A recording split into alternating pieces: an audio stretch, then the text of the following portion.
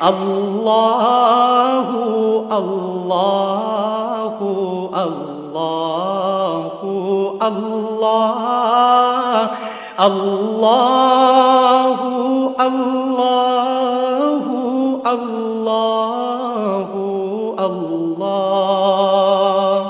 بسم اللہ والصلاة والسلام علی رسول اللہ وعلی آلہ واصحابہ وازواجہ وذریاتہ واہل بیتہ اجمعین۔ محترم سامعین اکرام، محرم کا مہینہ آتے ہی مسلمان جو سنی کہلاتے ہیں وہ سب شیعہ ہو جاتے ہیں۔ اکثر میں ایک بات کہا کرتا ہوں، اگر آپ لوگ برا نہ مانیں تو سنی آدھے شیعہ ہوتے ہیں۔ یہ محرم کا مہینہ آتے ہی شیعہ میں تبدیل ہو جاتے، کالا لباس پہن کے ماتم کرنے، کچھ جو ہے نا سوگ منائے جیسا، حسین کے غم میں بولے ایسا پیش کرتے رہتے۔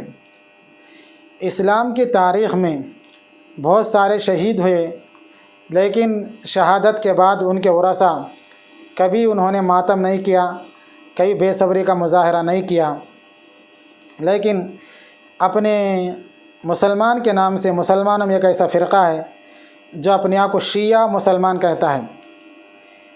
یہ عبداللہ ابن سبا کی پیداوار ہے۔ ویسے تو چیلنجوں کا ہم قائل نہیں ہیں، تحدی تعدی کا، لیکن آپ کو بھروسہ دلانے کے لیے ایک بات کہتا ہوں۔ شیعہ کی کتب سے ہم یہ ثابت کر سکتے ہیں کہ عبداللہ ابن سبا کی پیداوار ہے یہ شیعہ۔ عبداللہ ابن سبا پکا یہودی، نبی صلی اللہ علیہ وسلم کا پکا دشمن تھا۔ اس کے جنازے کی نماز بہرحال پکا یہودی تھا یہ، اور شیعہ کی کتب میں لکھا ہوا ہے کہ عبداللہ ابن سبا یونس علیہ السلام کے ساتھ الوہیت کا عقیدہ رکھتا تھا، اور وہی عقیدہ جب دیکھا کہ شریعت محمدیہ نبی صلی اللہ علیہ وسلم کا لایا و دین پھیل رہا ہے، تو جو عقیدہ وہ یونس علیہ السلام کے ساتھ رکھتا تھا، وہی عقیدہ وہی خیالات حضرت علی کے ساتھ شروع کر دیا۔ حضرت علی جو ہے نا وصی رسول اللہ ہے، خلافت بلا فصل ہے، اس طرح کے عقائد حضرت علی کی رضی اللہ عنہ کے ساتھ پھیلانے لگا وہ۔ یہ باتیں شیعہ کی کتب میں بھی ہے۔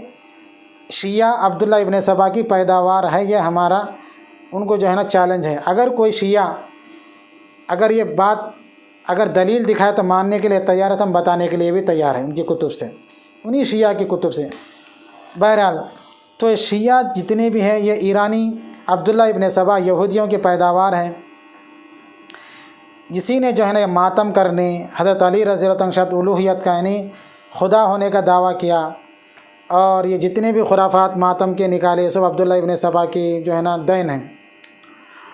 ورنہ اسلام کی تاریخ میں حضرت آدم علیہ السلام سے لے کر آج تک نبی صلی اللہ علیہ وسلم کے بعد چاروں خلفاء حضرت حسن، حضرت حسین، اور جتنے شہید آج تک لاک ڈاؤن سے پہلے NRC NPR تک جتنے مسلمان پیٹے گئے مسلمان ہونے کی وجہ سے، اسلام کی خاطر مسلمان کے نام پر، یہ تمام شہید شہادت کے بعد کسی نے ماتم نہیں کیا، یا شہید ہونے کی صورت میں ہو یا کوئی اور مصیبت آئے۔ آدم علیہ السلام کو جنت سے نکالا گیا، آدم علیہ السلام نے ماتم نہیں کیا کہ مجھے جنت سے نکالا گیا، ماتم نہیں کیا، صبر کرے، اللہ تعالیٰ سے دعا کی، ربنا ظلمنا انفسنا وان لم تغفر لنا وترحمنا لنکونن من الخاسرین، اے اللہ میں خطا کاروں سے غلطی ہو گئی، آپ نے معاف نہیں کیا تو میں خسارے میں سے ہو جاؤں گا۔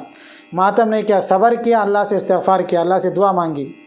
یونس علیہ السلام مچھلی کے پیٹ میں گئے، وہاں ماتم نہیں کیا، صبر کیا، اللہ کی تسبیح بیان کی۔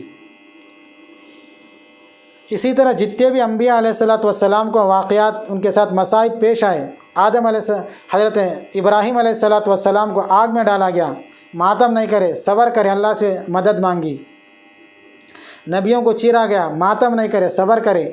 اسلام کی تاریخ شاید کسی بھی دور کا اسلام ہو، آدم علیہ السلام کا اسلام ہو، موسیٰ علیہ السلام کا اسلام ہو، یا کسی بھی دور کا اسلام ہو، کسی دور کے مصیبت کے وقت میں ماتم کرنا کسی دور کا یہ نہیں تھا۔ لیکن یہ ہماری بدقسمتی ہے کہ مسلمان کہلانے والا ایک فرقہ اپنے آپ کو مسلمان بھی بولتا اور ماتم بھی کرتا۔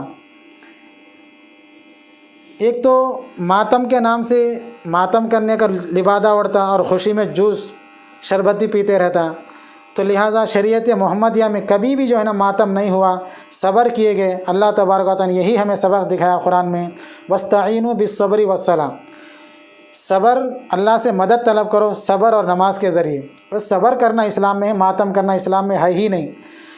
اسی لیے اس دور کے جو ہے نا سو مہاتیر محمد جو اپنے بازو ملک کا جو سربراہ ہے، اس نے شیعہ کے جلوس پر پابندی لگائی۔ اگر یہ ماتم کرنا عبادت ہے تو عبادت مسجد میں ادا کرو جا کے، یہ روڈوں پہ نکل کے چھریاں لے کے مار لینا، ناچنا، ننگا ناچنا، عورتوں کا مردوں کا مل کے دھوم تماشے کرنا، یہ اگر ماتم ہے تو جا کے مسجد میں کرو۔ یہ ماتم کب ہے بھائی؟ کس نے بتایا یہ ماتم عبادت ہے؟ بعض کتب میں لکھا ہوا ہے کہ اہل بیت یعنی شہداء کربلا نے بد دعا دی تھی، اے اللہ جن لوگوں نے ہم کو حج کا موسم چھڑا کے ادھر بلایا دھوکہ دے کے، انہیں کبھی حج نصیب نہیں کرنا۔ جن لوگوں نے حفاظ قرآن کو شہید کیا، ان کی نسلوں میں کوئی حافظ نہیں بننا۔ اے اللہ جن لوگوں نے ہمیں ہمارے خون سے کھیلا، اے اللہ تو ان کے خون سے قیامت تک کھیلتے رہو، ان کو پیٹتے رہو۔ شاید یہ بد دعا ان کی پیٹوں، ان کے نسلوں در نسل 7 پشتوں نے بلکہ ان کے پشتوں در پشتوں چل رہی ہے۔ محرم آتے ہی حضرت حسین کے جو شہید دشمن، اللہ تبارک و تعالیٰ ان کو اپنے ہی ہاتھوں سے پیٹتے ہیں، اسی لیے یہ لوگ ہر سال زنجیر زنی کر کے اپنے آپ جو ہے نا مار کے خون نکال لیتے ہیں۔ یہ ہو سکتا ہے ان کی پھٹکار ہو، ان کی بد دعا کا اثر ہو، ورنہ شریعت محمدیہ میں اس طرح کا ماتم کرنا ہے، جلوس نکالنا، اس طرح سے امت محمدیہ کو بھٹکانا کہیں بھی ثابت نہیں ہے۔ اللہ تبارک و تعالی ہم کو صبر کرنے کی توفیق نصیب فرمائے۔ ہم شہداء زندہ جاوید کا ماتم نہیں کرتے، ماتم وہ کرے جو شہداء کو مردہ مانتے ہیں۔ وآخر دعوانا الحمدللہ رب العالمین۔ دعوت مجھ سے کیوں اتنی، میں تو قرآن کا داعی ہوں، رسول اللہ کا وارث، صحابہ کا سپاہی ہوں۔ مجھے ہے کفر سے نفرت، میں تو حق کا فدائی ہوں۔ زمانے کے ہر ایک ظالم، ہر جابر سے لڑتا ہوں۔